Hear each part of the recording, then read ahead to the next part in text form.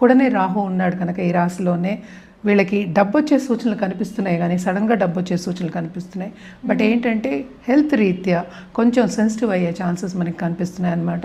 తప్పక personal development మీద ధ్యాస పెట్టాలంటే ఏంటి, ఒక జపం చేసుకోవడమో లేకపోతే పూజ చేసుకోవడమో అండ్ ఆల్సో ఏదైనా మెడిటేషన్ చేసుకోవడమో ఇవన్నీ చేసుకుని, అలాగే ఏంటంటే టైం పాటించడం అనేది వెరీ ఇంపార్టెంట్.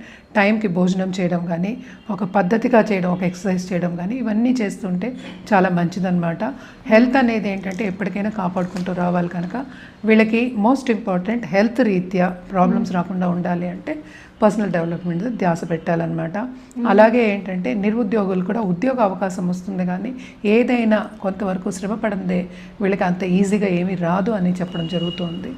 అండ్ ఆల్సో ఏంటంటే ట్రావెల్ ఇండస్ట్రీలో ఉన్న వీళ్ళకి చాలా బాగుంటుందనే చెప్పాలి. టూరిజం మనం చెప్పేది ఎక్కడికైనా సరే ఇబ్బంది